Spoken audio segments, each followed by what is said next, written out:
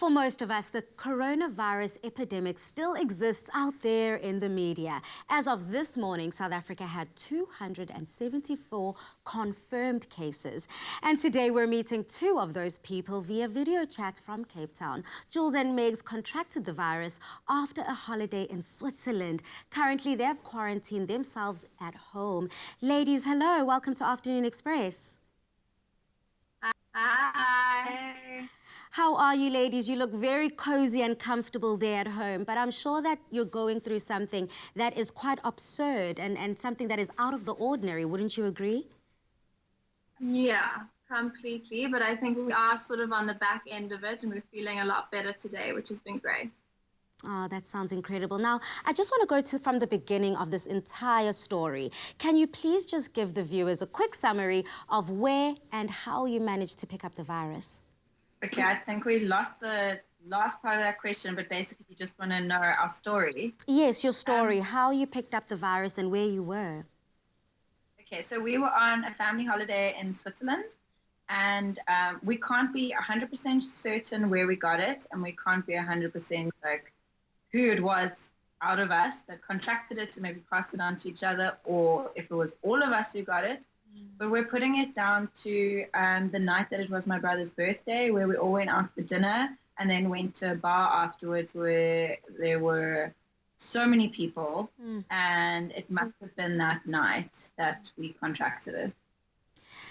Now, a lot of people have been saying a lot of myths and scary realities, and I really do want to debunk a few of these. So I just want to start from the test itself. I mean, what a scary experience that must have been. I can only imagine something that you've never experienced before, with people in these suits, in this like armor, essentially protecting themselves from you. So how was the testing process and what did it involve? Do you know what? We were a little bit lucky because Mark, who we were traveling with, actually had his test first. He had a test as soon as he landed, and so he gave us a bit of a debrief on what to expect. So we kind of knew what was coming. To be honest, like the test itself, they stick like a long earbud down your nose and into the back of your throat. And there's no reason that anyone had that experience before. Like a lot of us have had blood drawn, that's normal. But to have like a swab down your nose into your throat is so bizarre. It's much deeper than you. So strange. And then they also get a swab like in your throat, but they kind of like need to get deeper than you'd think they would. So yeah, it's not like a fun afternoon activity. But essentially, you needed to know your status. You needed to know where you standed, so you knew what to do thereafter, heading into quarantine. So you had to self-isolate, quarantine yourself. I mean, how have some of your symptoms developed since learning about the virus and that you had contracted it? Well, our symptoms developed when we were in Switzerland. We were in a ski resort in a snow town, so we were in the snow and in the cold snow, warm chalet, cold snow, warm chalet. So when we got sick, we just thought we had flu or we had a cold, which is very normal for like being in that sort of environment. It was only when we got back to Cape Town, when my brother went to go and get tested, that we figured out that we had corona. Personally, for me, none in my wildest dreams did I think that what we all had contracted was the coronavirus. But on that note, I think also once you get the call to say you're positive, I think paranoia sets in and you start to think, oh my gosh, I've got the corona, now I'm feeling even worse. And it's just important to remember that actually you were probably fine, you're probably already on the road to recovery, and just to not panic at that point, regardless of the outcome of your results. So, Megs, Jules, just to go from the symptoms again, I think a lot of South Africans don't know what to expect. We hear that it is kind of like flu symptoms. Some people say it's kind of like pneumonia, but 10 times worse. So how did you experience the symptoms and how did they show themselves and represent themselves within your body? Okay, well, all of us have had different varying symptoms that have onset at different times in this window period. I think what was common amongst all of us was the headache and fever in the beginning, just like you would feel when you're getting any sort of flu. I experienced a sore throat and swollen glands. My mom did as well.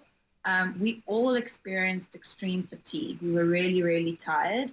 And we all had some sort of degree of this dry cough that I know is very common for coronavirus. What other? My dad has experienced, and my brother also a little bit, but my dad quite significantly, he's experienced a loss of appetite. And my brother and my dad also lost their sense of smell. Or sorry, their sense of taste and appetite. So for my brother at one point, it was tricky for him to eat. He was put off by a lot of foods, and that symptom has lasted a lot longer for my dad. But I didn't really have that at all. I mean, I know when you're sick, you don't want food as much as normal. Yeah, you don't feel like eating.